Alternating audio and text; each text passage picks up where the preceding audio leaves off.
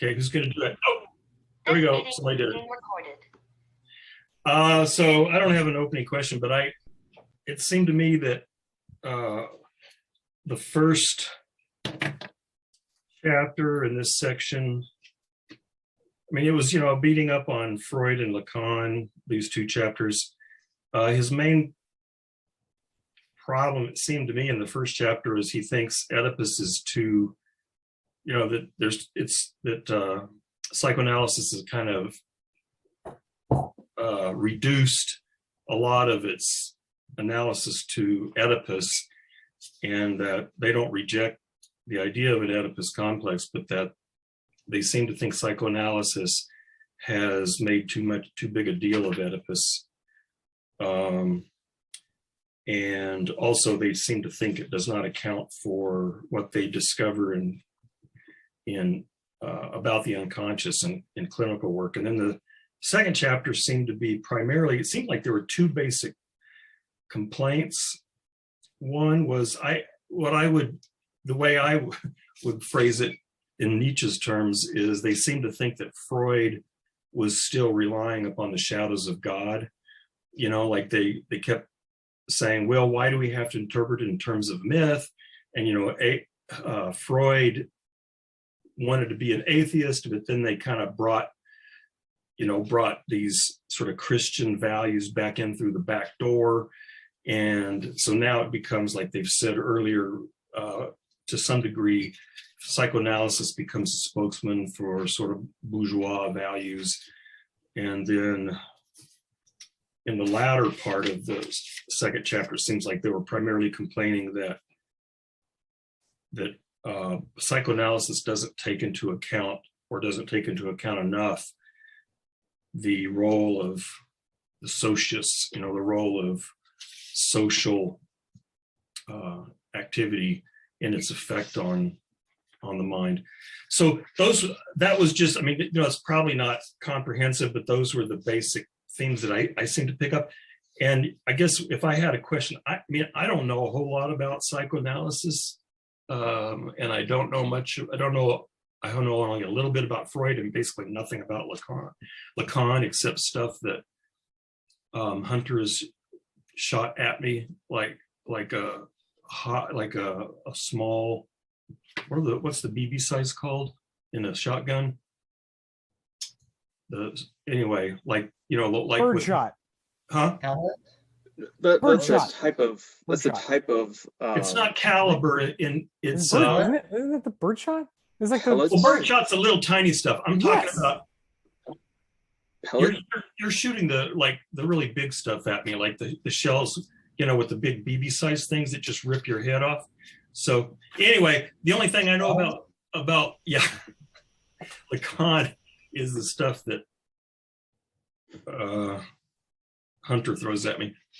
So my question is, I'm wondering, since I don't really know that much about these guys, those people who are more familiar with psychoanalysis, Freud and Lacan, I'm wondering what your reaction is to this analysis, this criticism. I don't know, Chase, if you'd prefer to take it a different direction, that's the only thing that since I don't really know much about it, that's kind of my big question. Well, I want to just jump in to say, I think, at least selfishly, I want to say that I appreciate your, honesty about your sense or feelings for my method thus far, and trying to share my passions. But I had some questions, and I'll say, yeah, I guess if you like Nietzsche, I like the work that I've had experience with of Freud's and Lacan's, and from that small amount of experience, I do have some. Well, when you ask what was your response, my response was this understanding that I had of the text and these questions that I have. I have some questions that I'd really like to just ask the group. But I guess first, I just wanted to say I agree with your reading as it stood, Nevitt.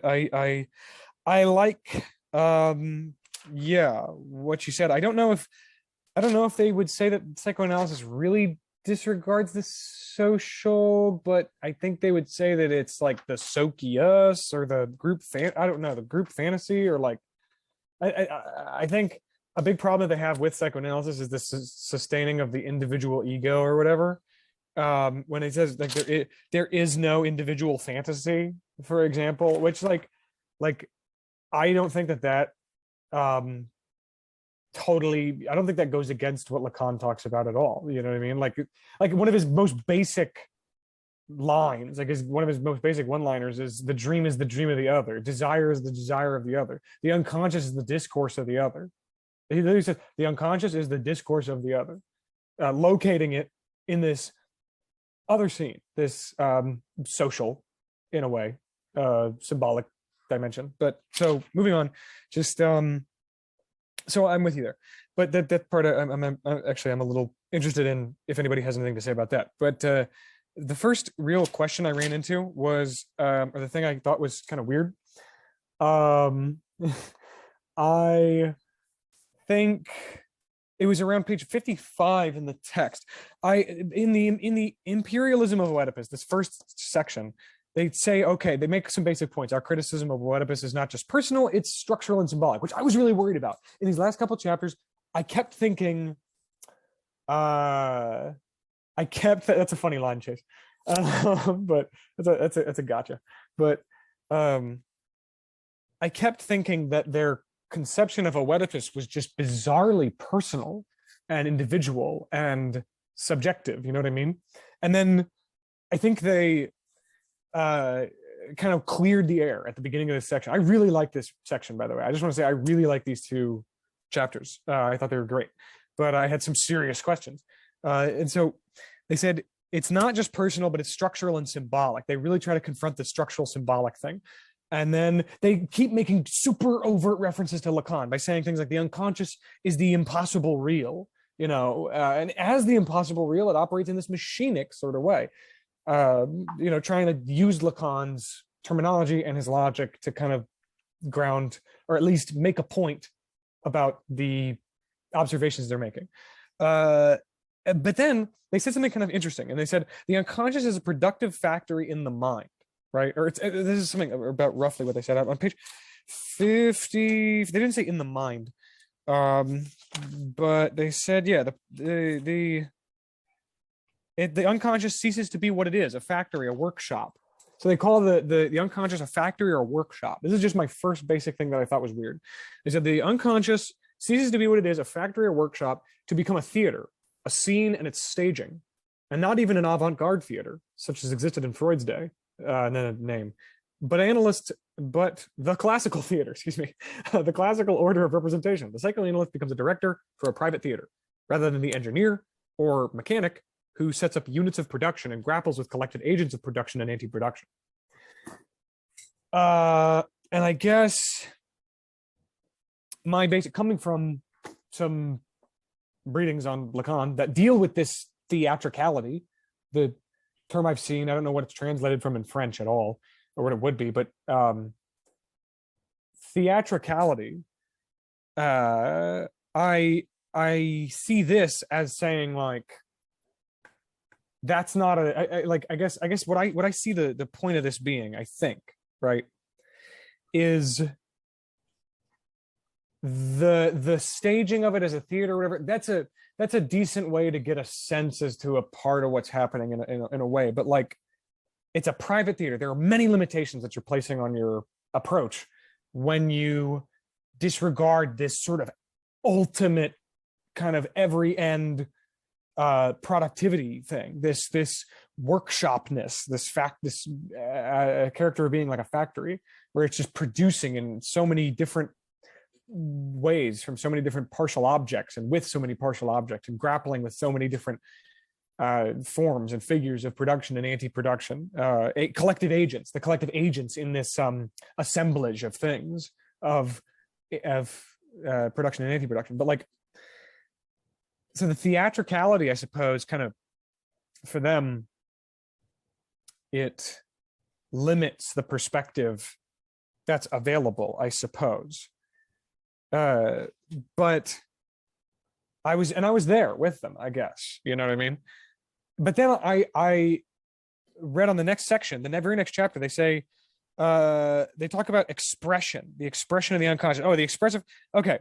The fundamental notions of the economy of desire, work and investment. So I was interested here because they're coming back to this notion of economy, workshops, factories, economy. They said the fundamental, this is on page 55, middle of the last paragraph, the fundamental notions of the economy of desire, work and investment keep their importance, but are subordinated to the forms of an expressive consciousness and no longer to the formations of the productive unconscious. So they're continually hammering home this point of the, and I just have a question, I guess. I don't, it's not like a, that's a no-no according to Lacan or whatever, but like, because Lacan talks very highly of this theatricality, this ability for words to establish not only the stage, but the play as well. And and there's a lot of phrasing like that about the big other being like the darkness around the spotlight on a stage in the theater. You know what I mean? There's a lot of theater references in Lacan and Freud, I think. I mean, I don't know about Freud. I have a big collection I'm going to read soon. My point is,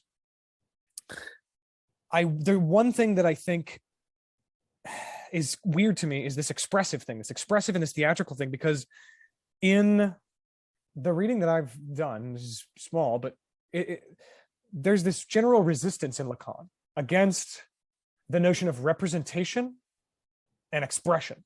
There's a general resistance in Lacan, from what I've read, against expression and representation. And it's in favor of this other term that he calls, it's differential articulation. Differential articulation within and as a part of and affecting on this, he calls it a metonymic chain of signifiers. This multidimensional metonymic chain of signifiers, which I think is kind of his attempt to account for this assemblage, this economy of desire that Deleuze is talking about. So I guess,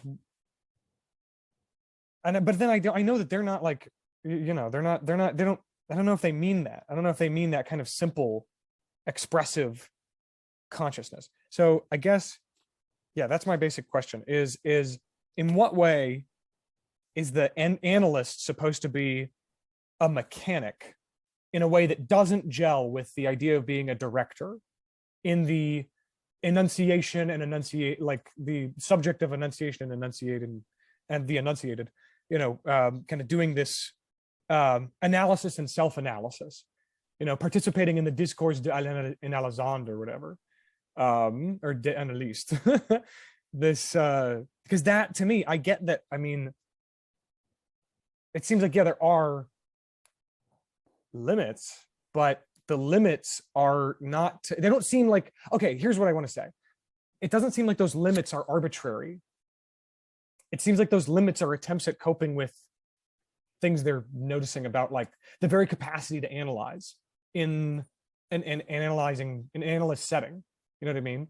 Or to work on these concepts and to enunciate these concepts to an analyst, staring kind of up 3/4 angle at the ceiling without looking at a person's face. Like, it feels like they're trying, like, the psychoanalysts are trying to kind of respond to these, Catherine Malibu calls them abbreviations. They're not intentionally excluding or reducing or isolating or, drawing boundaries. There's an abbreviation to the capacity for the enterprise to begin with. And I guess, so like, my question, I guess, is in a way, like, is a mechanic just a better analyst? Like, just be better, be more considerate of the assemblage around you? Like, I don't get it, I guess, is my thing. That's my question. I thought the the mechanical thing was a reference to the structure, I guess, the structure of the unconscious more than the role of the analyst. So, saying that the psychoanalysis uses these mythological narratives to interpret what's happening in the unconscious, whereas Deleuze and Guattari seem to, they say, no, it's really these machines interacting in this kind of way. And they seem to think that, I mean, it seems to be something like that by sort of forcing the interpretation into a sort of predetermined mythological structure, you generate certain, you miss what's really happening because you're kind of forcing it into this structure rather than letting the kind of, mechanics of the process actually come to light. That was the sense I got. So I think that's a pretty good answer. I would say, so the mechanic thing, okay, so it's an image that they're giving. So first, I wouldn't take it too literally. Of course, there's not like actual mechanic down there that's separate from the machines that's kind of fiddling around with stuff. And so the Spinoza's aspect of this is going to kind of be violently against the idea that there's a distinction between production and some kind of transcendental agent that enacts the production. Or you can see it as so Plato in the Timaeus, you've got the chaotic primal matter, and then you've got this kind of passive chaotic prima materia, and then you've got the demiurge, that is the source of order that puts the form onto matter and then organizes it into something substantial. That is going to be exactly what they're going against. So there's the mechanic would be, I think that is more kind of trying to articulate the whole process more so, or especially from a perspective maybe of kind of how it's organized, I would say. But that isn't going to be something that is separate from the process of production itself. So you're always going to have, some kind of primary process, which is going to be, kind of like that first synthesis of production. We've got these connections with partial objects that leads necessarily to this second synthesis, the disjunctive, where you're going to have these organizations then of how those connecting partial objects will break away from each other in order to form other new partial object connections and desiring machines. And then naturally that's going to also lead towards this third synthesis, where the subject is going to be produced then as this kind of residue or after effect of those things. So the subject is never going to be this agent of production. It's always going to be it's going to be a product or an effect of production. And this is also similar to something, so Nevid, at the beginning you mentioned the Nietzsche aspect. So Nietzsche in the Genealogy of Morality, he says that, you've got lightning, you've got this flash of lightning and then this act of light, it's lightning. It's improper to separate the action of the flash of the lightning from some kind of agent. And the same way, the bird of prey necessarily eats, tasty little lambs, and it's not something that's separate from this process of eating those lambs, but there's this kind of interpretive mode that would abstract a subject to be this controlling force of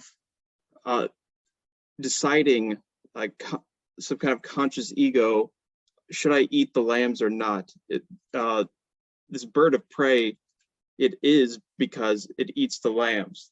So there's something like that going on too, in the sense that there's no distinction between some kind of a conscious ego that's separate and or a kind of a sovereign ego that is that transcends all these things and decides on certain things. So that kind of concept of this naive concept of free will, kind of, where, you know, then you have moral individuals that are subject to, you know, because they're responsible, they're subject to these conditions.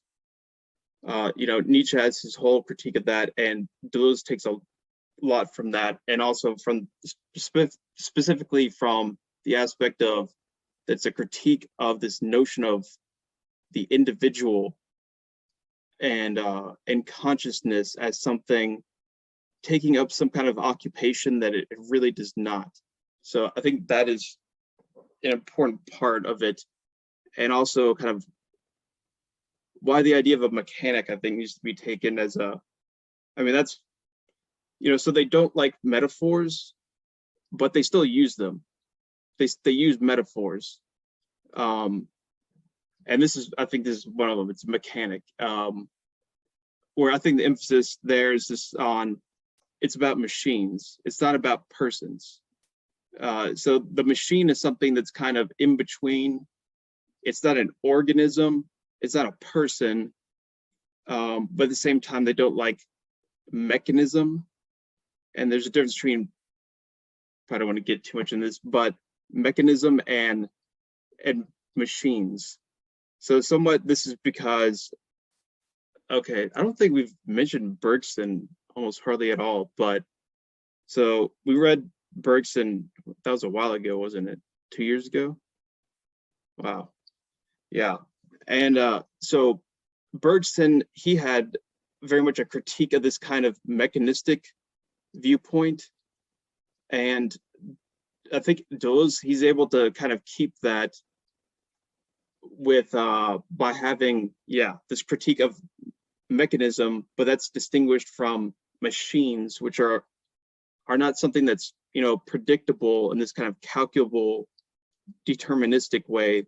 That's more what they're going to see as mechanism, where machines are more about these kind of open series of connections, and seeing that one thing is because it's a connection with another connection, which is itself a connection ad infinitum. So I think that's their emphasis there. So the other thing, to go with the Nietzsche aspect, so yeah, I definitely thought that aspect of the critique of Freud was interesting. That Never, that you pointed out at the beginning about there being a kind of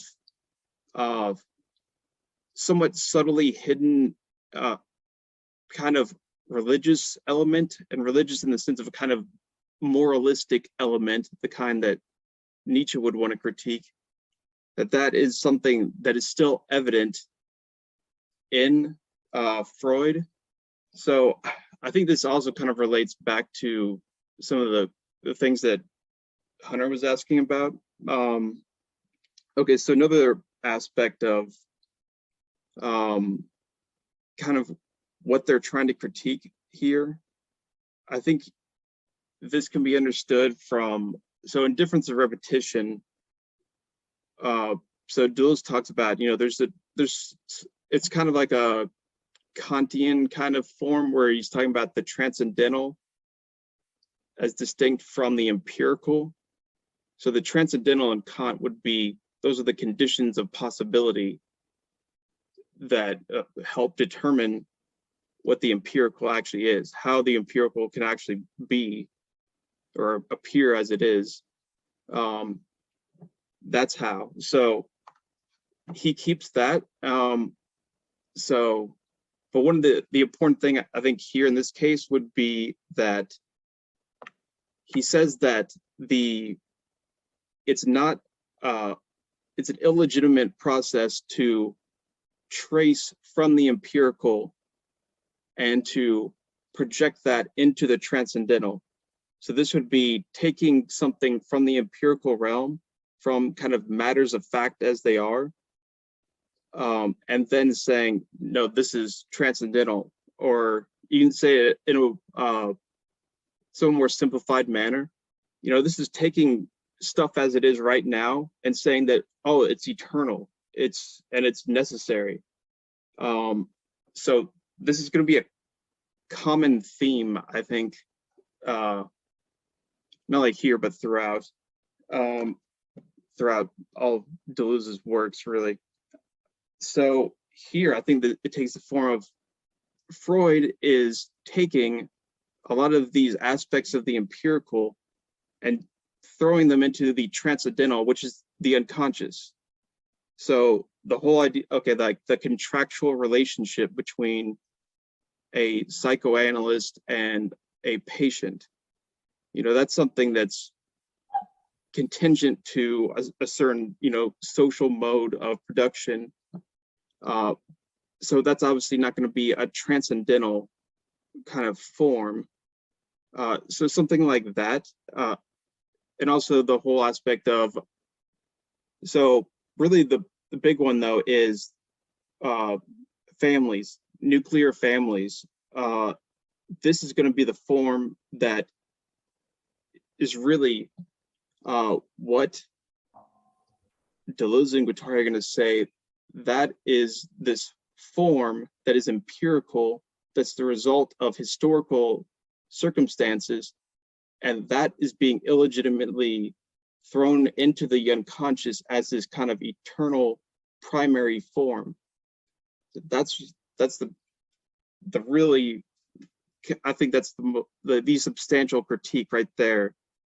And then in chapter 3, they're going to go through the history of how the Oedipus complex actually came to be some kind of a form, and show that exactly it's not eternal, it's not universal, it's something produced. So that leads me to a question, Chase, because I mean, agreeing with where Nevitt started, you know, that in the terms that came to my mind were, I feel like they're accusing Freud of positing the Oedipal complex as a historical phenomenon, when in fact they endeavor to show that it is a thoroughly historical phenomenon. But then I feel like in this chapter, what they're trying to say is, but actually, if you go behind the Oedipus complex, you'll find what's really working is desiring machines. Desiring machines explain everything, ultimately. And that leads me to the question, are Deleuze and Guattari guilty of positing this assemblage of desiring machines as the ahistorical transcendental reality? Are they just pushing it further out? Maybe the thought that occurs to me is, I guess I'm thinking of their emphasis, or at least like Deleuze's emphasis on, like, it's not about the true, but about the interesting. And maybe his argument would be that thinking like this can produce different results, or is more interesting to them. Right. Yeah, I mean, it's just kind of an open question. So far, they haven't made the claim, right, that this is but it seems like that's a temptation or a tendency. If we don't read carefully, or if they don't, make their arguments carefully, they could easily fall into this trap. And I like that answer, Jody. It could be more interesting and more therapeutic, or it could be more beneficial in all sorts of ways to speak of desiring machines as opposed to an Oedipal complex, without having to go so far as making ultimate claims, right, about desiring machines being the reality that the Oedipal complex claimed to be, right? But yeah, I guess it's one thing to like keep an eye out as we could progress through the text. My guess, and it's just a guess at this, so I'm thinking, my guess is that they would acknowledge something like everything is interpretation, but like I keep thinking, like, in my view, Nietzsche says there are better interpretations and there are worse interpretations, and better interpretations include ones that imply certain values that you prefer, but it's also part of what makes an explanation or a interpretation better is its explanatory power and its consistency with observable phenomena. And I mean, and my guess is that, so for example, when Deleuze tries to posit pure difference as the sort of fundamental, sort of like field of pure difference as the fundament of what's going on. And then here, the desiring machines has a similar function. My guess is that they might actually be saying, this really is a better explanation. It's so they, the part of, I think, maybe Chase can correct me, but their notion of transcendental empiricism is there is something that gives rise to what we experience. And it's transcendental in the Kantian sense that you're looking for something that explain, or the conditions for the possibility of this kind of experience. And my suspicion is that they think desiring machines is a better explanation because not only because of, because it doesn't sort of reify these traditional values, the nuclear family and all of that, but also because they think it really is, it has a greater, more expansive explanatory power that you can explain much more about not just psychology, but it's, it provides, because they're going to expand this into the social world. And I mean, my guess is, ultimately he thinks biological machines work this way. And so it has this vast explanatory power by which the psychological is just one feature of a whole bunch of stuff that's happening. So, whether they would, I'm guessing they would never say, well, this is the absolute truth. But my guess is that they would say it is a far better interpretation for some of those reasons. Yeah, I think that's pretty fair. Both Nevin, what you said and what Joey said also. So I think one thing that one kind of formulation that at least that Deleuze presents in Difference of Repetition and kind of really stresses this point. Okay, so what is the transcendental? Which he says that's the unconscious. So what kind of demarcates that from the empirical? So the empirical is always going to be different from the transcendental. That's kind of one of the big takeaways, I would say, that you're never going to have something that has the same form in the empirical that then has the same form, just kind of translatable into the transcendental. So it's going to be known to a certain degree as something that is always going to be differential to the empirical. Because so the transcendental are conditions for the empirical, but they're not just conditions of logical possibility. They're genetic conditions, so they actually have to generate the empirical instead of just a kind of what they would see as a kind of sterile, neutral, logical possibility. They say that so what the transcendental is, it has to actually be producing the empirical and connected to it in a kind of necessary way, and that is always going to have some kind of a differential process connected to it. So that's going to also kind of feed into this whole critique of tracing from the empirical and placing it in the transcendental. But I think that's one reason why I think they would say that, yeah, we're not just kind of giving, putting some other, group of objects and then just saying, no, it's not this group of objects that's transcendental, it's this other group of objects.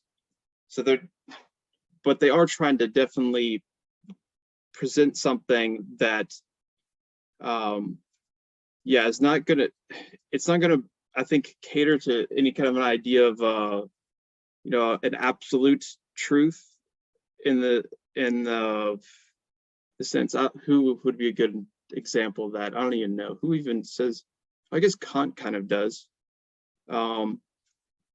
So yeah, instead, I think so. Really, the text I think here would be, what is philosophy? Which I haven't actually read, but I read an article that kind of touched on some of this stuff. So maybe I can at least say something about that. But their idea of philosophy is the creation of concepts. So it's a constructivist theory. And this has to do, so the thing is that these concepts, though, they themselves always have to be in variation. So there's never going to be some kind of one fixed idea necessarily. Instead, your idea, your concept is always it always has to kind of speak to the situation. And that situation is always going to kind of put it in necessarily into variation with the changes of a situation that it speaks to. So it's never going to be something that's going to be kind of purely formal or purely ideal. That because the ideal and the formal, or the ideal in a sense for Deleuze, is going to be connected with that differential process that helps produce the empirical. So hopefully that's not too technical or confusing. I don't know. Sometimes I wonder if I'm just making it worse by bringing in stuff from difference to repetition or whatnot. I don't know. Hopefully that helps. Yeah, what you were just saying actually it raises a question to me about the idea of a body without organs again. And through this, sorry about that, through this last reading, it occurred to me that they keep talking about, it seems like they're building up ideas only to be deconstructed in a way, right? Like at least they're talking that way about Freud, with the imperialism of the Oedipus, as they called it. But if we were to talk about the body without organs, I'm throwing a hypothesis out here, so I could be totally wrong. But as soon as you try to start describing qualities of the body without organs, that's exactly what it is not, because you're organizing some kind of idea of what it is. Even the body without organs, to a degree, could be arguably like maybe a little too constructed of the object that they're talking about. And right, it seems to me like through this whole thing, it's not so much that they're presenting the argument of what is compared to Freud's, more so about like how Freud is wrong in assuming this, especially about something so abstract and empirically based. So I guess my question is there any, do you think there's any truth in that, or maybe I'm overstepping my boundaries by making those assertions? No, I think that sounds right. So something like the body without organs, which is going to be pretty similar to the idea they have of the transcendental. So that's kind of the transcendental body. I think you can see it as something like that. At least I'm going to, when I eventually write it, my thesis I think I'll kind of make that claim. Just go for it. So one of the things, the body without organs. So the body without organs in Anti-Oedipus is quite complex in a way that it has some really specific functions in some way, and it does stuff on both sides of all these different distinctions on all these different levels, but in a pretty specific way that I don't yet understand all of them for Anti-Oedipus, but I think kind of keeping with the general idea that they kind of riff more on in 1,000 Plateaus, that based off that, then definitely that characterization of not being reducible to kind of, you know, one set of qualities or one set of any kind of a predicate or one thing you can kind of try to trap a body into, an organization, an organism, that there's always going to be something in excess or a potentiality for change, a virtuality that is not going to be the representation that you'll give with the predicate or the characterization of it as some kind of fixed set of something. That there's always going to be an excess that's going to kind of be rebelling kind of internally against that. And that's kind of what the body that organs is.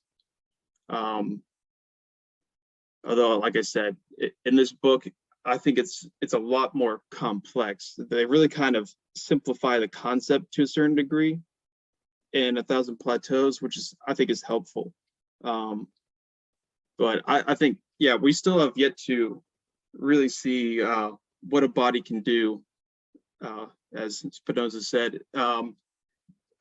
with the body without organs in Anti-Oedipus, because it's going to, you know, they've somewhat touched on it in terms of that it has this social dimension, as well as something that's kind of somehow kind of it's dealing obviously with individuals in some way, but it's never really just an individual thing.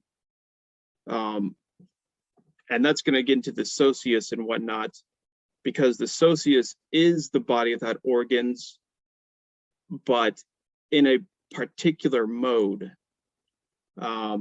which that also has to do with the whole kind of group subject and subjugated group thing. I can't remember exactly. I think I'd have to look and see exactly what they say about how the socius is kind of involved with both of those. But that's going to be, I think, a really important thing kind of going in through the whole book, is this whole idea of, so the body without organs becomes something that, you know, the social organization kind of takes in the form of, okay, this is the social organism. How does the social organism, you know, kind of trap what would be the potentiality for some kind of differentiation of social organization? And they're going to want to try to capture that real potentiality of different social organizations against some kind of one fixed set of them. And I think that's going to keep coming back. Yeah, so eventually I want to talk about the group subject thing, because I think that's really interesting. So one thing I'll just say about it, this I think particularly comes from Guattari. So he worked at a what call it, not a a psychiatric institution. I don't know if that's the right way to phrase it, but it's experimental. And so people would, the people that worked there would also live there a lot of times, and there was no kind of hierarchical distinction between the workers and the patients. So almost everyone there helped contribute to the working of it. And so it wasn't like today or almost any other kind of psychiatric institution you think of, where you have a huge gap between a hierarchy of, you know, psychiatrist or whatnot, administration, and then, you know, even some kind of the grunts, the field workers who probably just kind of try to mediate and contain the patients who are at the brunt end of all of this. So that's going to be the distinction. But so Guattari, he worked at this clinic, Laborde, for a long time, like several decades, I believe. So a lot of his this material that he's getting, you know, whether it's about schizophrenia or paranoia or whatnot, that's where his clinical experience is coming in, is working here, but also thinking in terms of social organization of these places. And I think that's pretty important. But one of the big things is he really stressed this aspect that, yeah, it's about group subjects, rather than thinking of people just simply as, you know, self-contained, atomized individual egos who all have their, you know, their mommy daddy issues. Instead, thinking that you can't just simply think of that one individual. Really, you need to think of the whole group subject and how that is really conditioning all these things. So, and yeah, that goes back to the whole critique of Freud that, you know, reducing all these things to family representation, that's going to, you know, that's saying that, so the ability to kind of critique social conditions is really castrated by this move, in the sense that, okay, I cannot really critique something like, I don't know, the military institution or something like that, because it becomes, oh, well, that's just kind of secondary to the familial institution. You know, the drill sergeant is really just your dad anyways. You're just rebelling against your dad.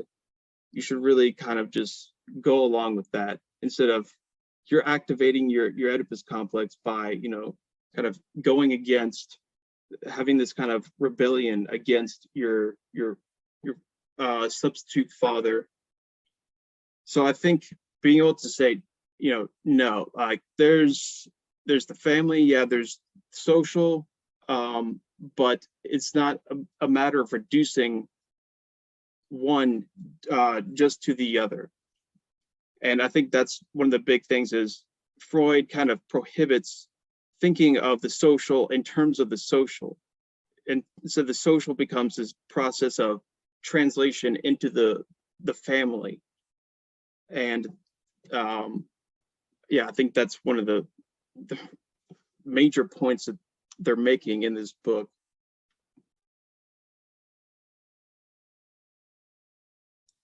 When you said that, it seems so obvious, but I don't know why. Every time I was reading the whole, like, you know, it's not the general, it's not this, it's not that, it's your dad. I don't know why. I just like was not making, like, I feel like the point you made, I'm just like, yeah, I totally had that point in my head. But for some reason, when I was reading it, it just was not clicking. But I get it now. It's just this idea of like anything I critique, you know, Oedipus is going to come in and just being like, you know, no, just look at your relationship with your parents. Don't think about anything else.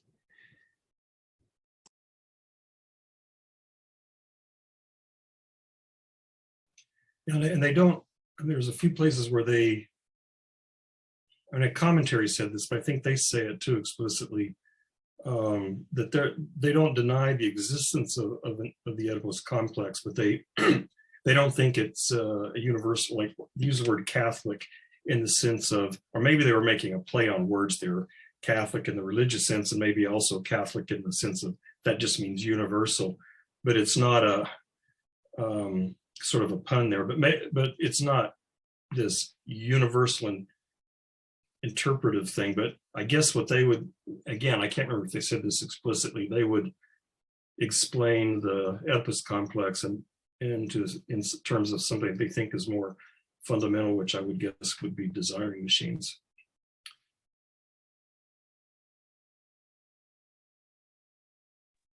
I think,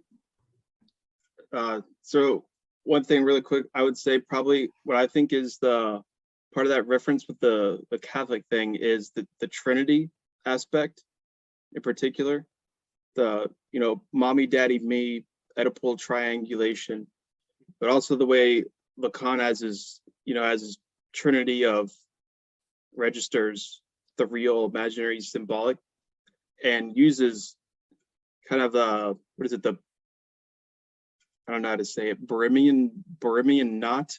I'm probably totally mispronouncing that, but I think that's kind of taken from certain ways of symbolizing the Trinity. I think I might be totally wrong about that, but I think there's a connection there. Also, someone with Lacan's ideas of kind of keeping that Trinity aspect, and that, I don't know. So yeah, there's definitely a critique of Lacan in this, but it's kind of more subtle, I think. I don't know. It'd be kind of interesting to see exactly what they're doing with that. So I think they agree that there's a lot that Lacan did that was a kind of corrective to the exact things that they're critiquing about Freud. But that still, Lacan, by still kind of really using a fundamentally Freudian base, does still have to, you know, keep going with certain aspects of Freud that are probably just better done away with. At least I think they would probably argue that.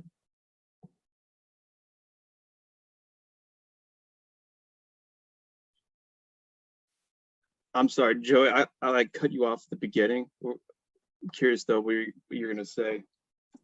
I was going to bring up some other point. I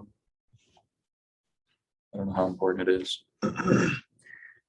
The point, something about in the last few pages, I don't know if this is related to anything we've talked about, but when they said it twice on page 66 and 67, where they said at the bottom of 66, they're talking about stuff. But they said treatment does not invent, but precipitates and accentuates within the artificial conditions of its exercise. This bit like the does not invent, and then it popped up again on the next page, 67, at the top of that last paragraph where it says psychoanalysis didn't invent these operations. And I mean, that stood out to me. I think maybe I had some sort of idea, but I was wondering if anybody else like understood that. What are they getting at when they say like these weren't invented by psychoanalysis?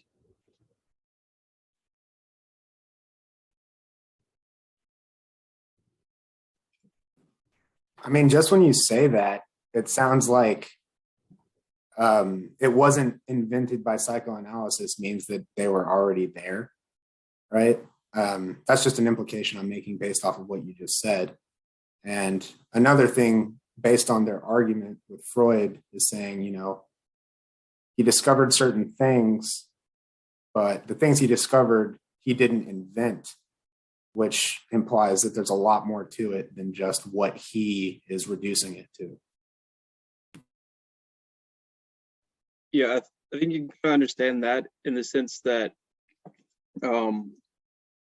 what Freud used to trace the empirical and kind of throw it into the unconscious, he didn't invent those things. So he didn't invent families or capitalism or any of those things, but he's kind of precipitating them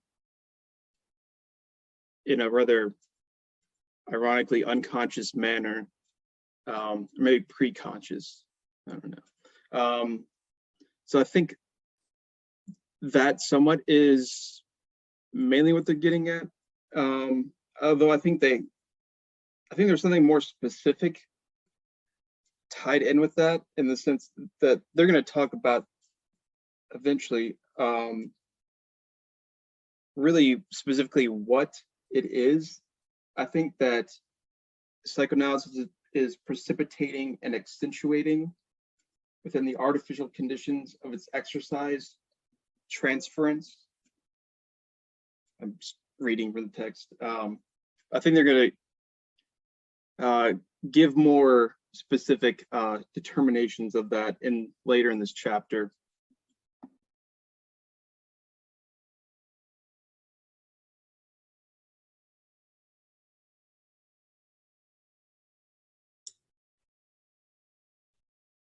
And yeah, I guess like on the second reference where it says, we are Oedipalized, we are castrated. Psychoanalysis didn't invent these operations, to which it merely lends the new resources and methods of its genius. It's almost like psychoanalysis is just giving more power to these things that kind of are happening or do happen. I think it's like you said, we are not saying that they don't amount to anything. We are Oedipalized. We are castrated. Psychoanalysis didn't invent these operations. In other words, they really did discuss, like Aiden was saying, they really did discover something. But is this sufficient to silence the outcry of desiring production? We are all schizos. We are all perverts. We're all libidos that are too viscous and so on. So I think I just take it as saying, yeah, they did discover something that they didn't invent it. It's really there, but they missed the sort of underlying mechanisms that gave rise to these things, namely the desiring machines or desiring production.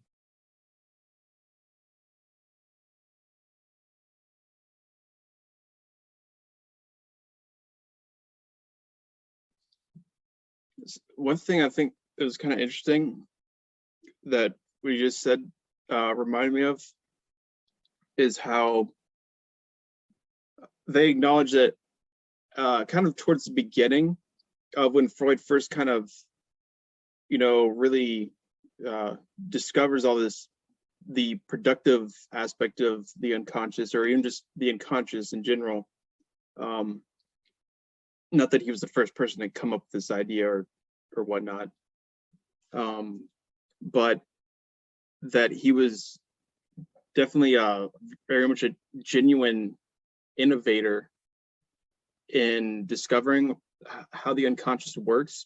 But then specifically there with the Oedipus complex, a lot of those things that could have been potentiated into, some very interesting directions instead got put on a path where it became this kind of reductive thing that just kind of led towards reaffirming the form of the familial complex and whatnot, instead of seeing that there's a whole lot.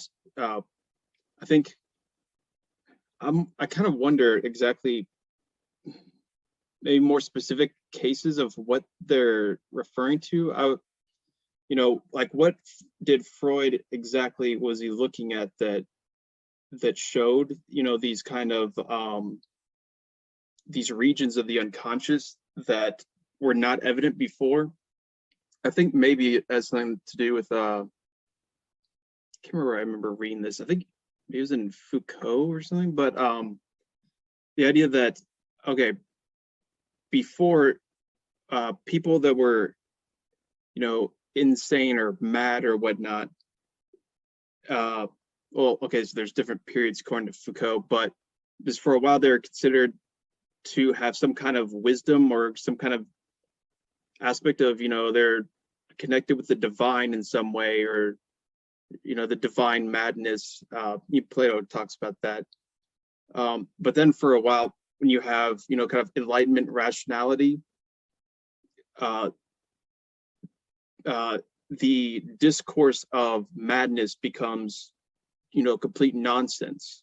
They're not talking about, empirical scientific things, so we can just totally throw it out. But then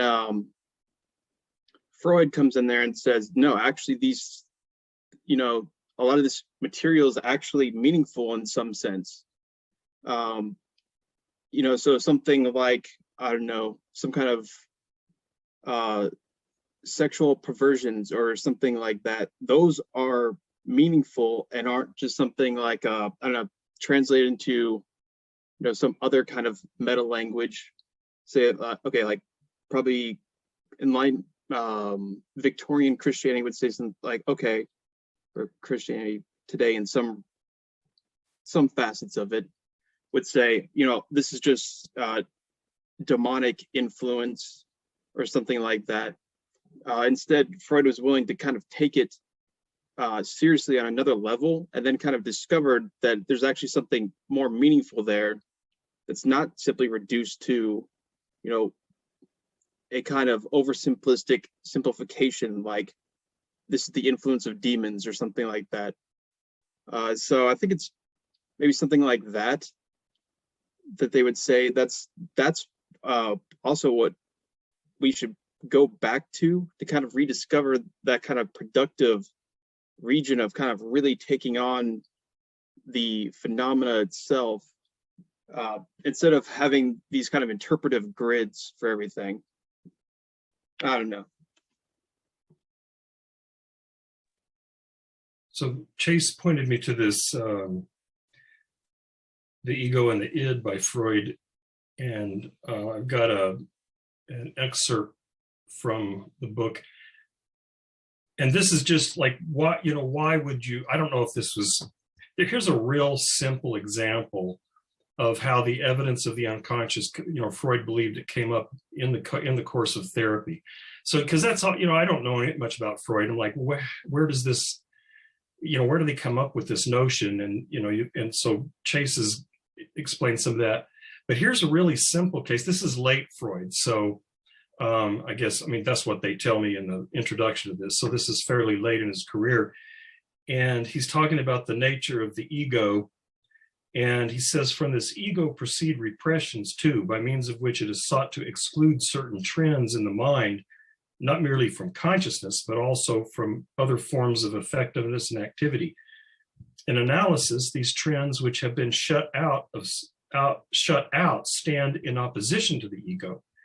And the analysis is faced with the task of removing resistances which the ego displays against concerning itself with the repressed. Now we find that, so here's an example, we find that during analysis that when we put certain tasks before the patient, he gets into difficulties. His associations fail when they should be coming near the repressed. We then tell him that he is dominated by a resistance, but he's quite unaware of the fact. And even if he guesses from his unpleasurable feelings that a resistance is now at work in him, he does not know what it is or how to describe it. Since, however, there can be no question but that this resistance emanates from his ego and belongs to it, we find ourselves in an unforeseen situation. We have come upon something in the ego itself, which is also unconscious, which behaves exactly like the repressed, that is, which produces powerful effects without itself being conscious, and which requires specific work before it can be made conscious. And so that's just a real simple example that's doesn't even involve, the production of fantastic images or any kind of, real obvious, dynamic pathology. It's just that when they're talking to someone, they say, they start asking them certain questions and they can't respond sensibly. And they say, well, why, it's like when someone asks me, why did you react so emotionally to that? Why did you have such, your emotional reaction was way outsized compared to what the situation called for. And I'm like, I don't know. I really don't know. And so, there's this evidence that there is some, here again, apparently this was a thing. Those of you who are more familiar with Freud, this is, I assume, all old information, but that earlier he had thought that the ego had no unconscious elements in it. And here he's saying, no, there are unconscious elements in the ego itself. And in fact, the transition between the ego and the id is not sharp. There's this sort of continuous transition. And sometimes this stuff, it sort of bubbles up from the id into the ego, and the ego has no idea where the hell it came from or why it's responding this way or why it's thinking this way.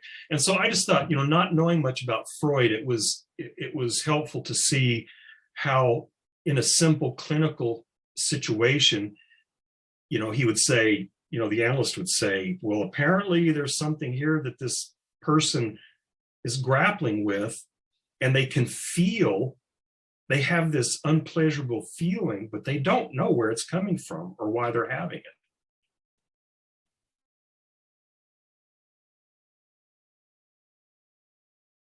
And I think that just to kind of hammer home an idea, I think when we say things like that Lacan tried to kind of continue the work that was kind of left by Freud, by the body of work left behind by Freud, which is actually an interesting topic. Lacan said that he would not leave behind a body of work. He's really touchy about the concept of a body of work. And so maybe, I don't know if he would get mad at me for saying Freud did it, but in this body of work, yeah, Lacan continuing this idea.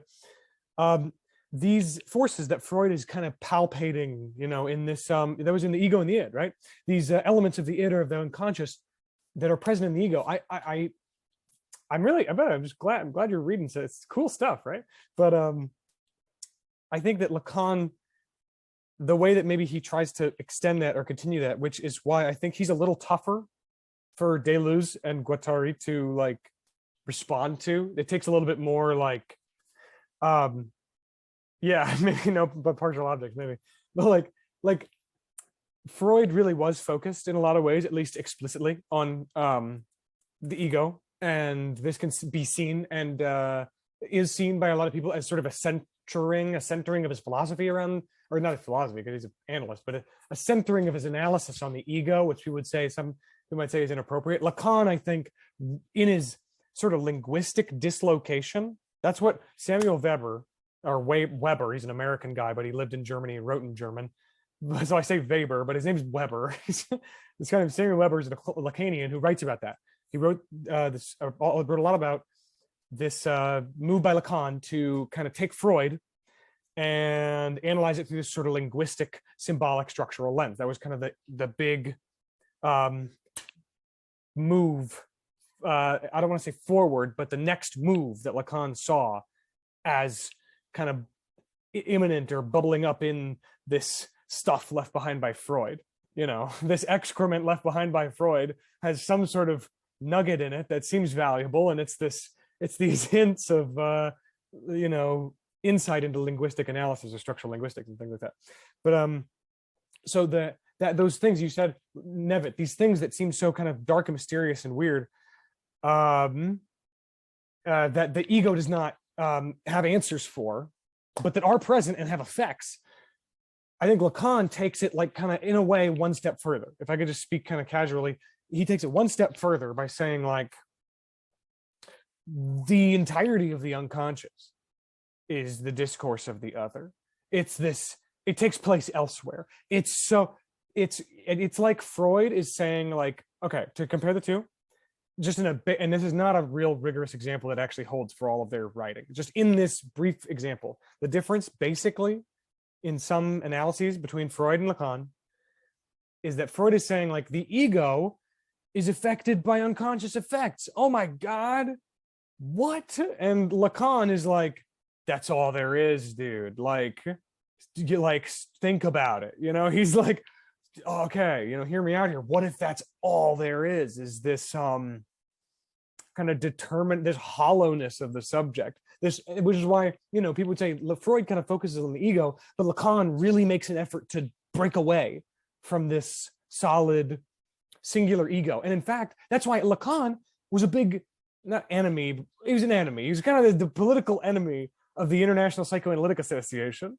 He was like the enemy of the IPA, not the beer, but the Psychoanalytic Association, because and especially in the wake of the work of people like Anna Freud, or not in the wake of, but in the midst of the work of people like Anna Freud in by the 1960s, mid 60s, Anna Freud was very focused on the singular individual ego, at least from what I have heard. She's very focused on, and in fact, a thing that I've heard about her and what I've looked at from, I think, just one essay that I read was the focus was on the strengthening of the ego, was on the empowering, on the solidifying, on the making confident the ego in its capacity to react to and cope with and respond to its environment effectively and in a way that could be considered healthy, and productive.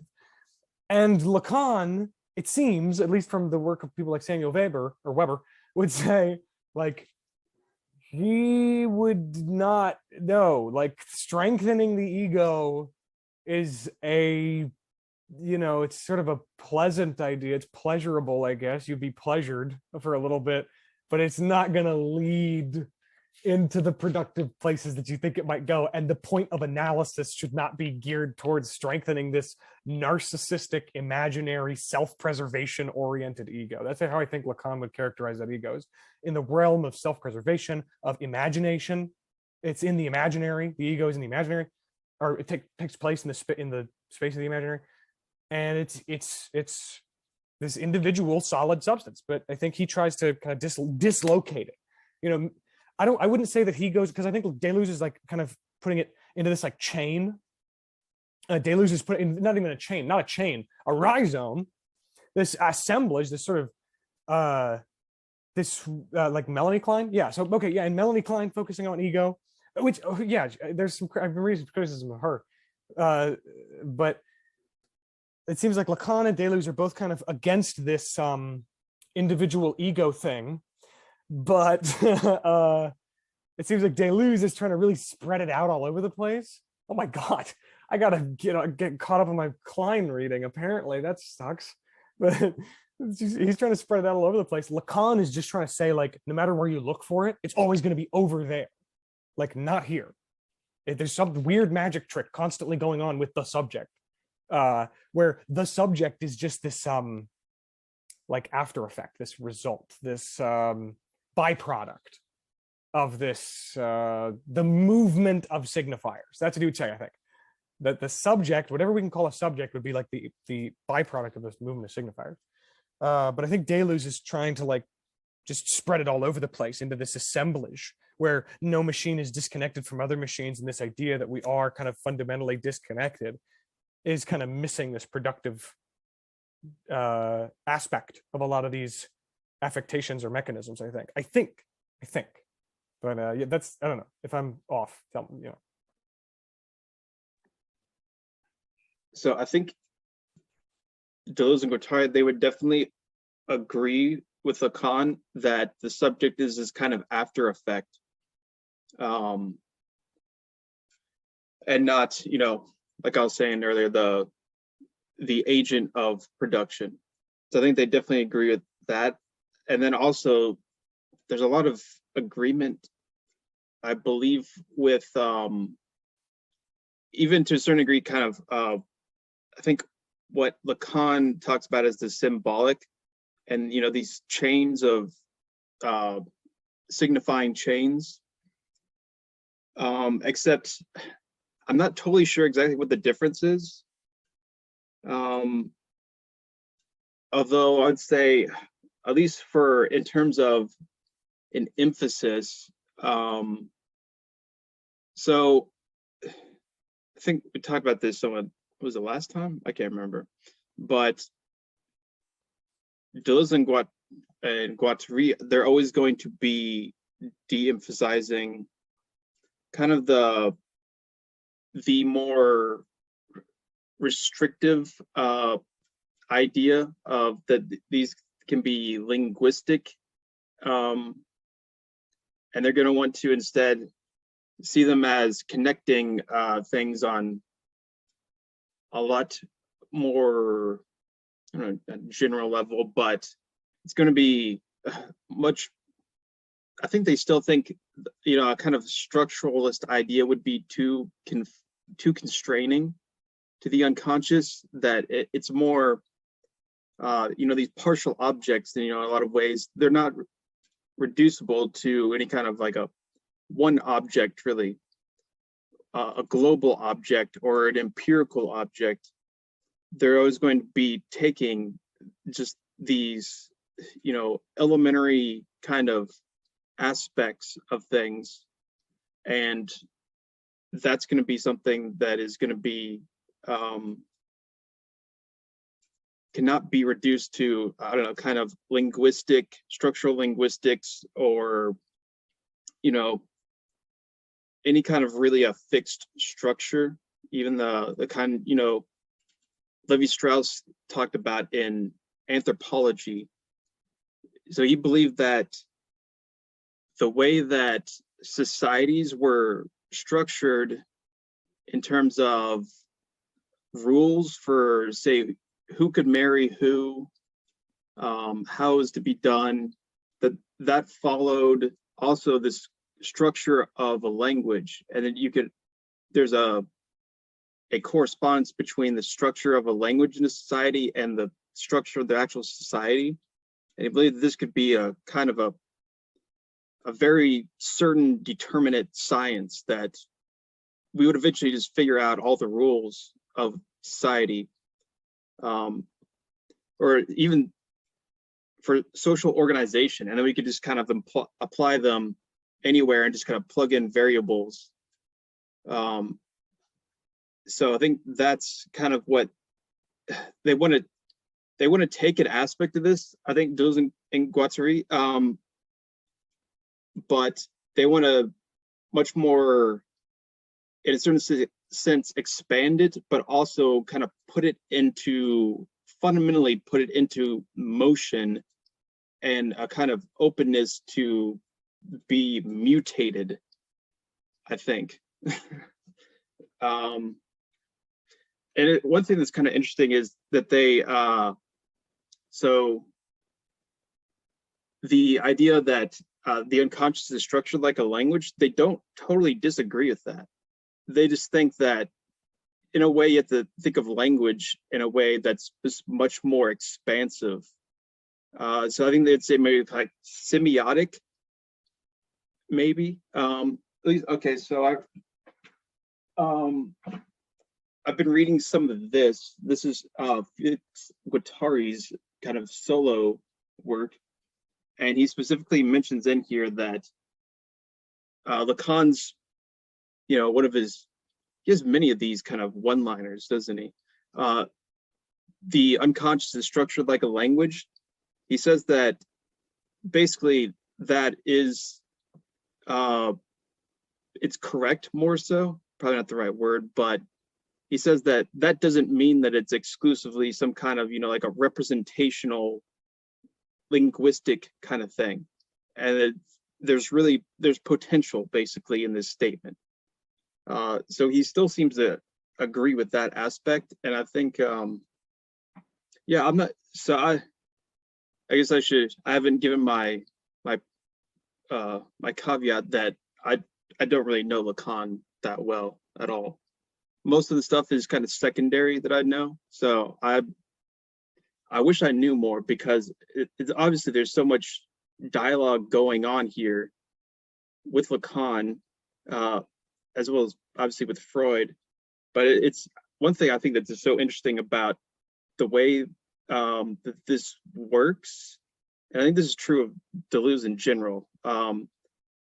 It may seem kind of on the surface like it's a straightforward criticism, but a lot of times there's criticism, but also really a kind of, first of all, a kind of reverence in a certain degree, but also Deleuze almost always takes something and tries to really make something productive of the people he critiques. So he takes a lot from Plato, but critiques a lot of Plato. And you go down the list, basically. The only people I'd say that he kind of critiques on an almost absolute basis would be probably Hegel and maybe Aristotle too. That he almost wants to, those he's just like, no, hell no. Where Plato, Lacan, Freud, he likes them on probably a pretty fundamental level, even though, you could also see it from a different perspective of those are the three really major targets also that are presented, especially in this chapter, but that there's a lot that he's taking from those. And it's really, it's just interesting to see all those intricacies in this dialogue where it's not just simply a straightforward kind of critique.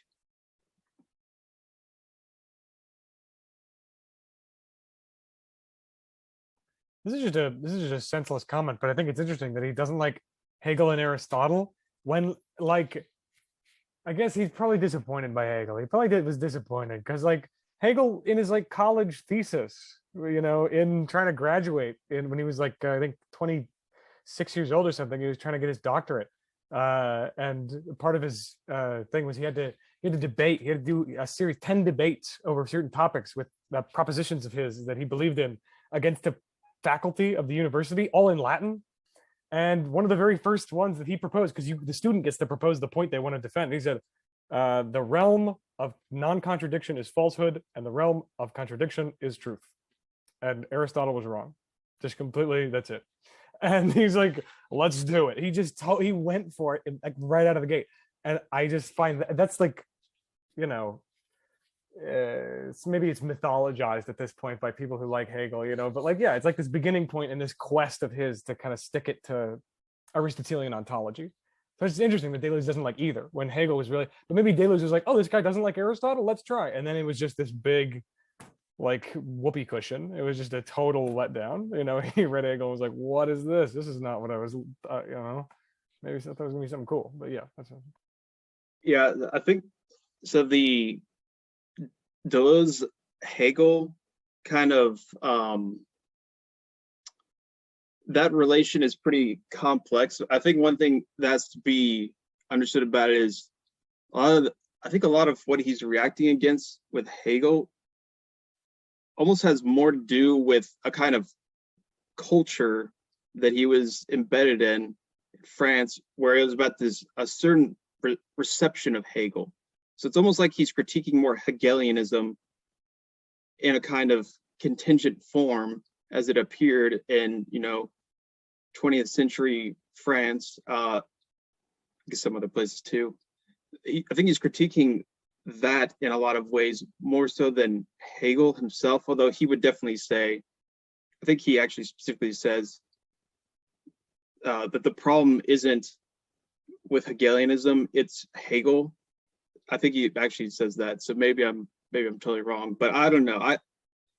I think he is probably a little overly reductive in his critique of Hegel personally, but then again, what the hell do I know about Hegel? So yeah, nothing is the answer. Well, maybe nothing is also dialectically connected with something, which is connected with becoming. Oh my God.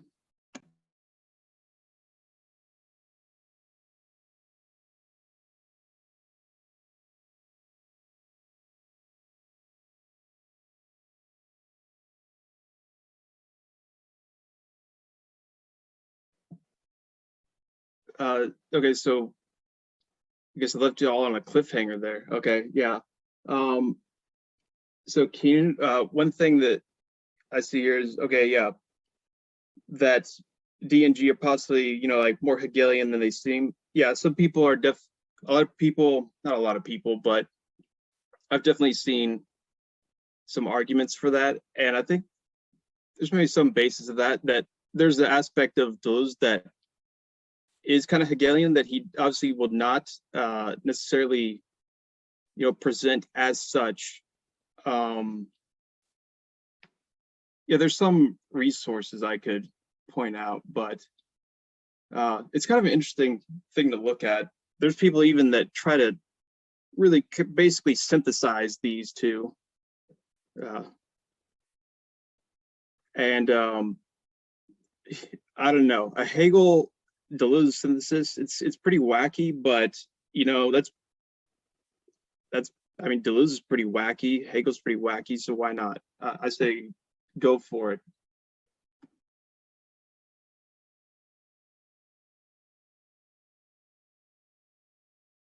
I think that just, I guess if we're gonna, yeah, I think if anything productive were to happen between, you know, like if we were to, I know that Hegel and Deleuze, if they hear themselves being talked about like two tribes with spears, you know, pointed at each other, they would just shake their heads, you know, they'd be like, what has happened? You know, like what did we fucked up really bad? Like, oh God. And maybe they could relate on that. But in order to get, I'm sharpening my spear. I think if anything, maybe that I see in people talking between those two parties, because I'm in a lot of Facebook groups, and those aren't good. I don't go on Facebook. I sometimes every 6 months I might look at Facebook for 10 minutes, and I just see the worst of the worst. And and some of them happen to center around Hegel and whatever. And there's a big tendency among Hegelians. I think a lot of Hegelians get into Hegel through Zizek, and they think it's fun to look at Deleuze like kind of a liberal, like he's like a libtard. Like they see Deleuze as like a hippie. It was like kind of like free spirit, new age, like, well, you know, and Hegel is like serious. He's a science of logic, you know. He's like, and what is this body? Don't touch my body with or without organs, you know, don't talk about that, whatever. This isn't, you're all sexy and weird, and that's not what and you're making music, apparently. You're doing like, he's like, I'm doing voiceovers for songs, but they don't like it. The point is, so they try to, I've heard Catherine Malibu made this. She said, people try to dialecticize Deleuze, where they're like, okay, everything that he thought about and did was basically already there in the dialectic if you just look hard enough, or if you draw these kind of really long chains of like implication and like inference and assumption, like by analyzing Hegel's use of the comma in the words being and pure being. This is the entire Deleuzian project all wrapped up in one sentence. It's like, whoa, like, okay, we're getting into like a Kabbalah, like how many times did he use the apostrophe in the phenomenology of spirit? Like, we're getting into some crazy weird stuff, which is interesting, but I'm saying they try to dialecticize it. They try to swallow Deleuze with a dialectic. And I agree with Catherine Malibu, which is that probably not the most productive direction to go in with our thoughts and our energy.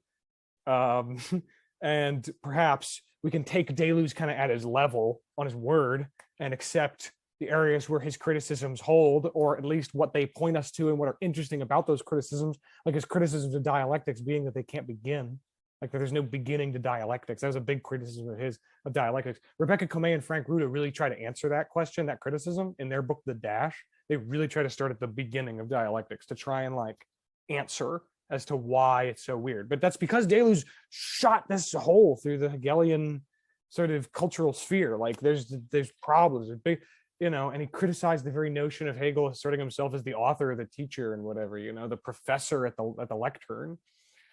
But what I was going to say is, I think what I'm most interested in is, like you said, Chase, these syntheses, these sort of even though I'm not going to do it, I'm not going to say the three with the synthesis, whatever, but because it's so obvious, it's so stupid. But like, I do, even though I know that that's evil, that it's saying that word is poisoned now, it's still good. I like that. I think it's good to bring them together. Like, just I'll say that it's more gentle to bring them together and see what they might agree on. And I think, I just think that if anybody's actually interested in this, I can link the paper. Just this one of the best perspectives on this sort of synthesizing of Hegel and Deleuze that I've ever read. It's 12 pages, is by Catherine Malibu, is Hegelian French, not Hegelian, but she calls herself a Deleuzian Hegelian French philosopher, really, really intelligent. And it's this paper called, and I've referenced it before, but it's called Who's Afraid of Hegelian Wolves? And she agrees with Deleuze's criticism of Freud and says Freud reduces the image of the pack of wolves down to the wolfman. You know, the pack of wolves being the pack of unconscious affects gets reduced down to this singular fatherly image of the wolfman, in a sense, by Freud. And she says, okay, Deleuze, like maybe Hegel's, if you looked at your relationship to Hegel, you know, there's a chance. She makes this argument that Deleuze does to Hegel what Freud does to the wolves. Freud unifies all the wolves into one big scary wolfman, and Deleuze, in a way, unifies all the different sort of aspects of Hegel into one big scary kind of authoritarian guy, one big totalitarian. And this is actually, and I don't know if I agree with this. It's kind of, I think he's being kind of. I was going to say kind of shitty. I am saying that. Zizek sometimes will make this. I know he's being like smart about it. You know, when he compares, he says Deleuze, funny enough, in his rejection of totality through reference to Hegel, in a way, joins hands with one of his presumably philosophical opponents, Karl Popper, who writes about the connection between totality to totalitarianism, and Karl Popper being this, big kind of more analytically oriented voice in the 20th century. And Zizek says, "Oh yeah, well, Deleuze, you might think that they might disagree on a lot. Well, they do happen to agree on one thing, and it's that apparently totality is a road to totalitarianism." And he's like, "I strongly disagree." You know what I mean? But he's just being cute, I think. but he's got a interesting point, very interesting point. But yeah, I mean, nonetheless, yeah, I think, yeah, I don't think it's. But then, even then, actually, to keep talking, not really. Just Zizek does borrow a lot from Deleuze. Like after having read some like Zizek, he never says it. Like he never says Deleuze in a positive way. Well, he does sometimes. He does like once or twice. He's like, Deleuze talked about this and it was right. It was good. But like he'll just bring in stuff like assemblage. He'll just start talking about what a radical and wonderful theory assemblage is. It opens up these interesting doors. It has these problems, but it opens up these wonderful doors to insight and blah, blah, blah. And he never says Deleuze's name or actor network theory, Bruno Latour, anybody. He never says any of those people. He talks about like weird, like just quantum physicists and stuff. He talks and like Alfred Hitchcock and stuff. But like, yeah, I think he's got a weird. Yeah, he gets the virtual, for example. His whole he says the virtual a lot. He says the virtual in some of his like 10-minute one-liner YouTube videos that most dude bros who like Zizek a little bit, they have seen that. They have heard him say the virtual, and he's like just straight ripping from Deleuze. But he doesn't like. One of his big problems with Deleuze is that, and he argues that Deleuze sees, and actually this is an interesting. One of Zizek's big problems with Deleuze is that he sees Deleuze as positing multiplicity as the basic unit of ontological organization. And I don't even know if this is true. I'm actually posing this. I'm just saying this. This is what Zizek says. One of his biggest problems with Deleuze and Guattari's project is positing multiplicity as the basic unit of ontological organization. And he posits a negativity or a lack or a nothingness. And he says, that's different. Yeah, I see. I get that. But like, and this is what he says. And he says that this multiplicity necessarily implies that it exists within some sort of unifying one. And he says that that's a problem. He doesn't like that. Yeah, which I know. He also wrote a book called Organs Without Bodies that people really didn't like. I heard at the Deleuze and Guattari Quarantine Collective, maybe that's biased because it is called the whatever. They said it was a stinker. They said it is not good. And I really respect those guys. Terrence Blake, Kent Palmer, this guy named Brooks.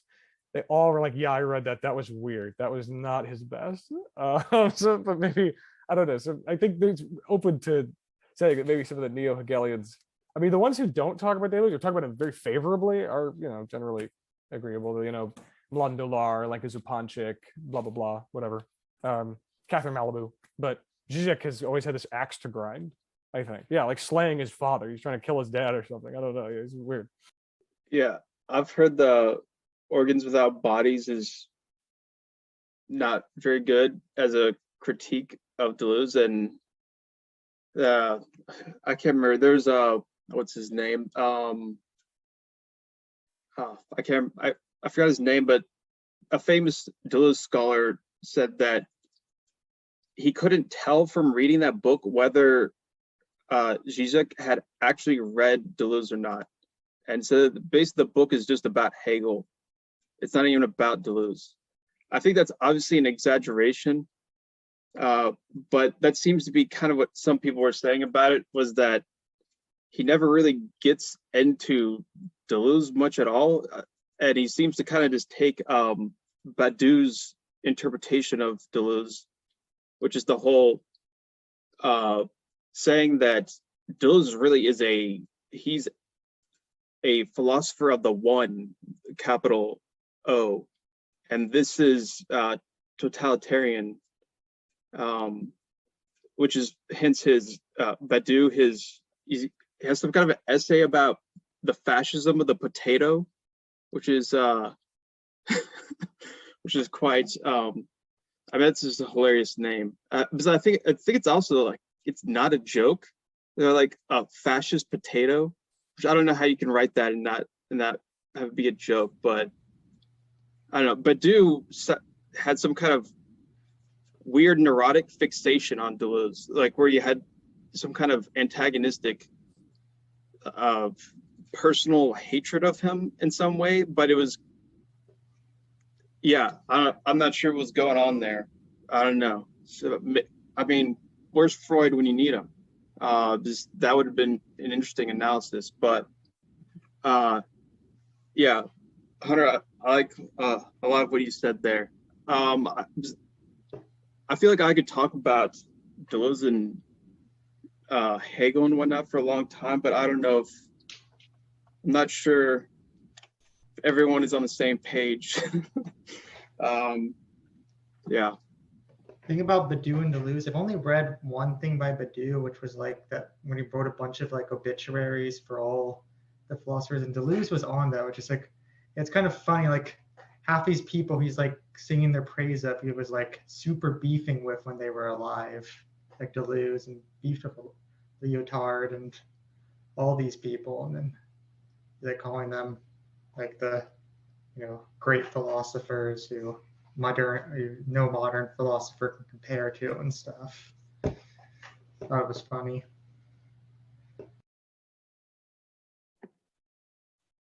Yeah, I didn't know that there was something where he praises Deleuze. I think of so one really good Deleuze scholar who I definitely recommend is Daniel Smith. He has a collection of Deleuze essays that are really good, and so he's really good at kind of giving a really comprehensible kind of summarization, I guess, of Deleuze's points, but also kind of drawing out how you can get interesting applications of it. I don't know. It's really good. So I recommend him. And so I've looked through, and he has an essay on Badiou, and I remember seeing something that that Badiou still will reference Deleuze for certain to kind of corroborate with some of his own positions, which is also kind of tied with multiplicity. I think Badiou also has an idea of a kind of substantive multiplicity. And then he also that's why he critiques Deleuze about univocity as some kind of oneness. We don't need to get into univocity necessarily, but Badiou is wrong about this, that it's reducible to kind of like one cemented thing, univocity. It's a much more subtle point than that, but we don't have to get into that because it's kind of tangential. Yeah.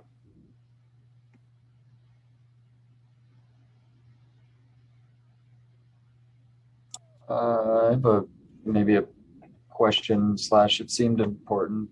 In the earlier sections, there was, I feel like we kind of like, we never flushed these out, or maybe we did, but the syntheses, so like the 3 syntheses, and I was wondering how that was showing up.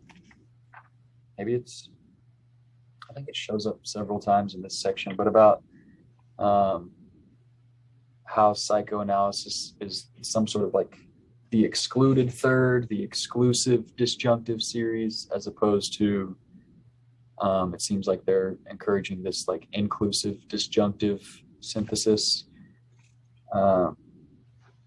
That to me it seemed to stand out. I'm kind of pulling from, I haven't finished that chapter in the Holland secondary source, but he focuses his chapter on these like misuse of the syntheses. I'm wondering if anybody else picked up on just the relevance of this kind of exclusive disjunctive as opposed to the inclusive disjunctive. And I see it mentioned exclusion of third parties on page 56. I don't know if that's related to the disjunctive thing, but I think the disjunctive stuff shows up more maybe towards the end of this section as well. So just towards the end part.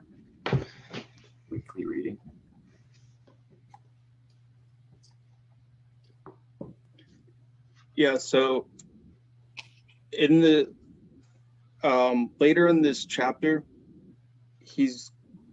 they are going to really kind of flesh that out in the same way that Holland's text is organized. For those who don't know, so he's getting this from Kant and the antinomies of pure reason, or the whole idea of kind of antinomies. This is kind of, I think I talked about some other time. So, okay, Kant's got idea, I'm not going to totally get into this, but of an idea, the capital I, and those can be used in a legitimate fashion as a kind of regulative principle that isn't itself empirically verifiable, but also can be used in an illegitimate fashion, that's kind of what dogmatic metaphysics does, which has to do with, kind of extending the unity of the world, or, the absolute certainty of God, or the self, the immortality of the self. Those are some of them. So Kant actually, he does it a lot in a kind of critique of rational theology. So the big thing to take from this is they're going to use a similar structure, and that they're going to organize it around the idea of these antinomies. But they're going to connect those antinomies with the syntheses, and show that the illegitimate use of these syntheses correspond with these antinomies. And they're going to go through and show how psychoanalysis systematically uses these antinomies. And that's going to be, so the next 3 sections in this chapter each have to do respectively with the 3 syntheses.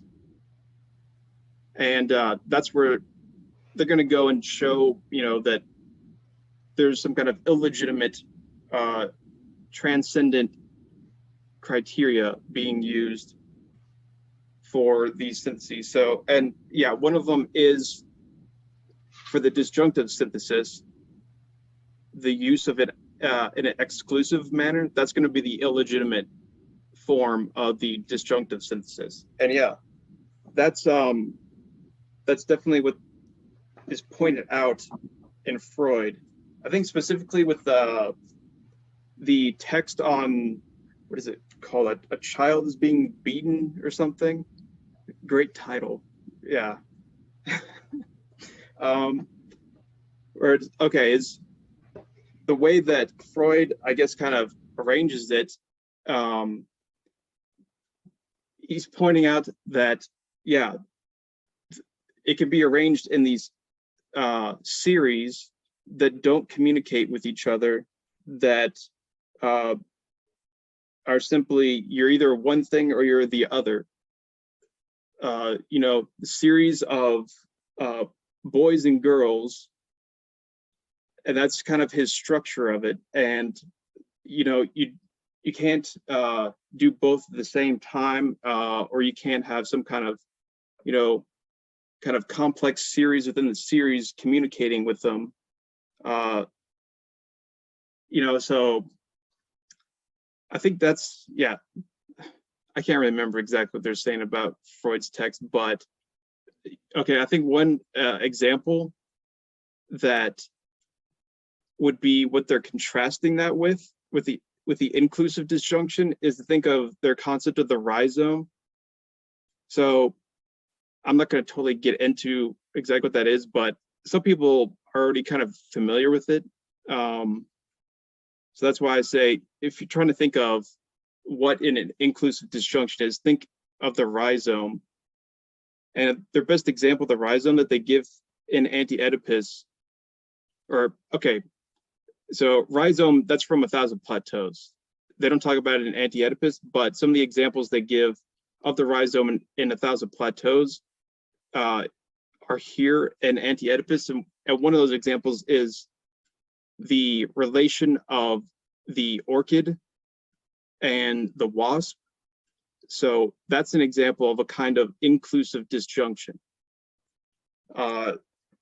So I think that's probably, hopefully that'll help kind of orient things in a certain way so you can kind of understand what they mean by that inclusive versus exclusive disjunction, because it is really important. Oh yeah, and the bisexual thing, that's interesting. So so I read The Ego and the Id, where Freud talks about that, and it actually seemed pretty interesting. Wait, was it that Ego and the Id? I don't know. I have a PDF of the collected works, and I just kind of read a bunch of stuff in there, kind of reading it rhizomatically to a certain degree. And I read something about the bisexual theory. So he's saying that people are just naturally bisexual kind of before these sort of processes of like sexual maturity and whatnot. And there's also this kind of what is it called, the pervasive perverse, oh god, what is the phrase? It's like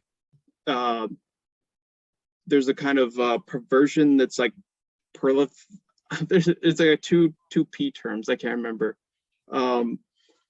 But yeah, there's this idea that sexuality is not really just kind of contained yet in an exclusive disjunction. And it's interesting that, okay, yeah, you've got something here. I think this is an example of one of these things where Freud is kind of onto something that's pretty innovative, but then in the end, just kind of does the bourgeois kind of reduction of, well, we'll just go with, you know, what we've got here in society, which is this kind of exclusive disjunction of, you know, boys and girls, and that's going to be it. So I think that's kind of ties into the whole, you know, he's taking these conditions of society as it currently is and then saying, okay, well, this is the unconscious, or they're saying, no, not exactly. Look back at some of these other moments that you yourself, Mr. or Herr Freud, created, and think in those terms. And I think one of those is the bisexuality thing, which is pretty interesting.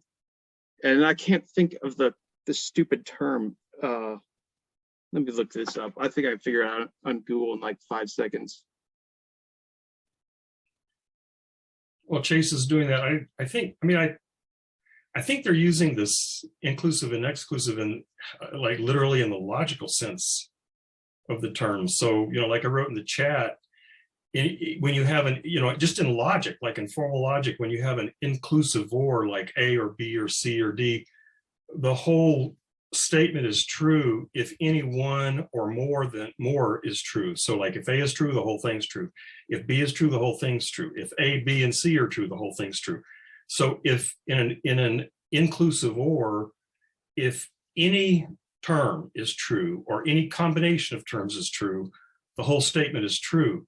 But in an exclusive or, you have to have exactly one that is true, and all the rest have to be false for the thing to be true. That's why it's exclusive, just one.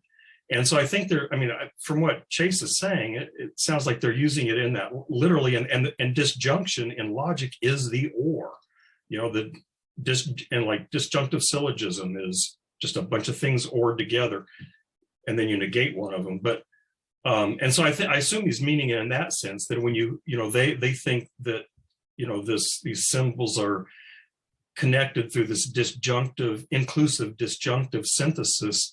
That means you can have any possible combinations of these different elements.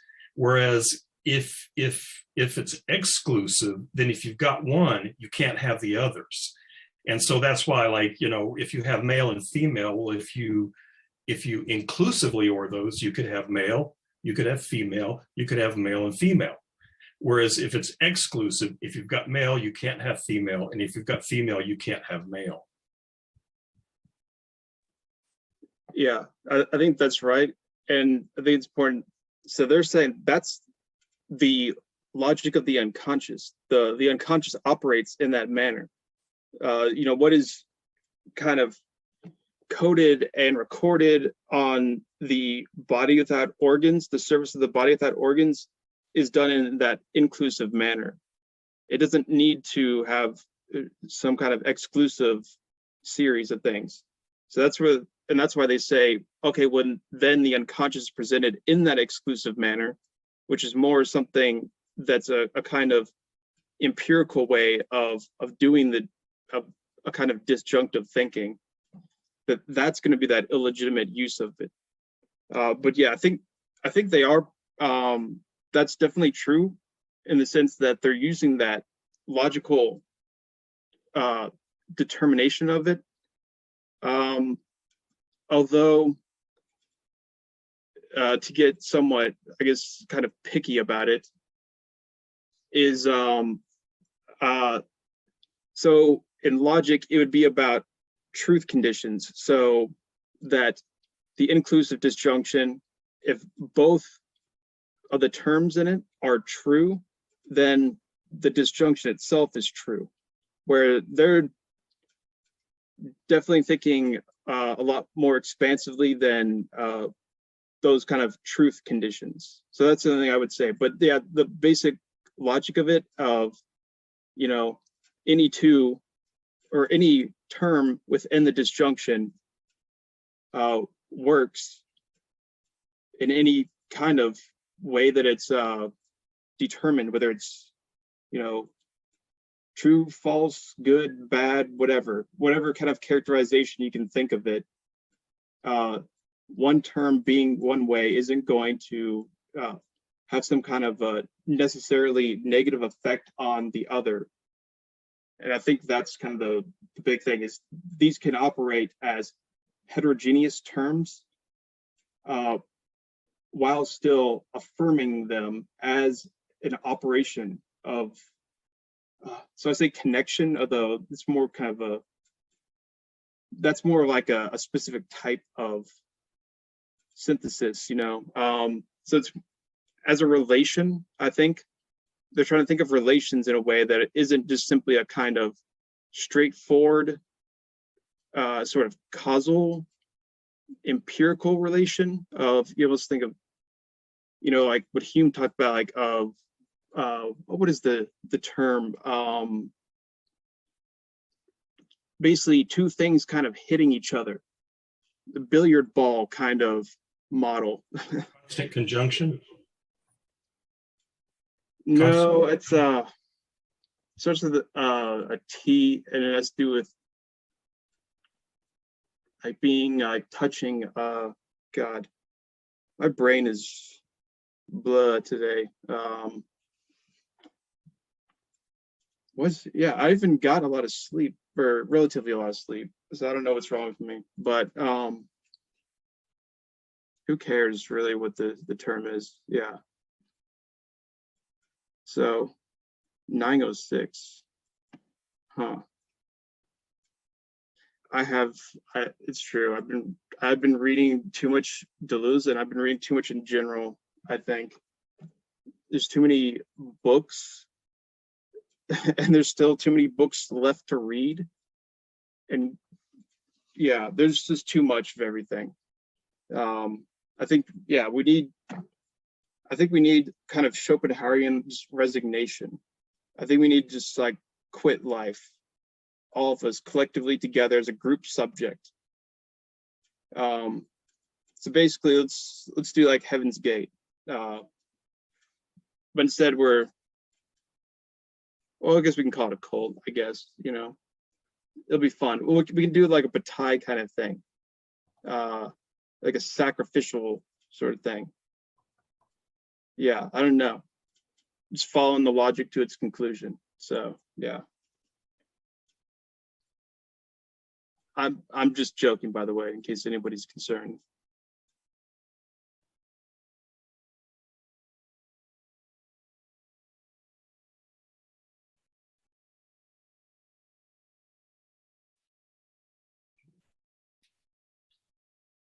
got at least 2 votes for making Hunter works. The rest of us can just be messed up all the time. Okay. Any last comments? Okay, maybe this is just my fried brain, but I don't understand what that mean. Make Hunter work for money. Go to sleep. Oh, you were saying that, you know, we should all just be we should just all be resigned. And I'm thinking, instead of just resigned and like all committing suicide or something, we don't have to like really commit suicide. We could just, you know, be stoned all the time. But somebody's got to make the money to buy the stuff. So, you know, we just get Hunter to work, buy all the stuff, and then we can just stay zoned out all the time, and we won't feel all this pain that, you know, made You can just Schopenhauer feel live so. under Hunter's bed, just be his little gremlins. Air Hunter, he can teach us. Yeah, Just constant extraction of surplus value from Hunter. there you go. He's going to be to bring Oedipus in. He's going to be our sugar daddy. I like this idea a lot. Although I'm slightly skeptical that Hunter can you produce that much surplus value? Because I have quite my desire has a lot of lack in it. So That's true. Hey, well, I mean, if Deleuze is right, then we should all be pretty productive, no matter what we do. You know, you produce something, right? I mean, well, there's also anti-production too. There's the production of anti-production. oh yeah, I'm produce like gas and sweat and stuff like that pretty constantly. You know, I don't really anti-produce That's that. pretty productive. I agree. That's a productive of. That's a flow. Yeah, a break flow. Yeah. Yeah, capture that stuff and burn it. Yeah. Okay. We're degenerating. So see you next week. What's that? Really?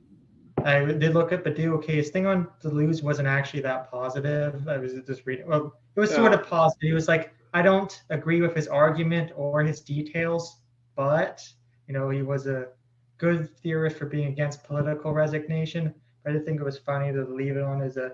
I also flipped to Derrida one. I forgot this. I found funny before. He was summarizing like Derrida, critiques of Derrida, and he said, "Let us call these insults Texan and say no more about them." Call them what? Texan? Yeah. Wow. Yeah. But he doesn't like us Texans much, it seems. Oh well. Yeah. Yeehaw. Yeehaw.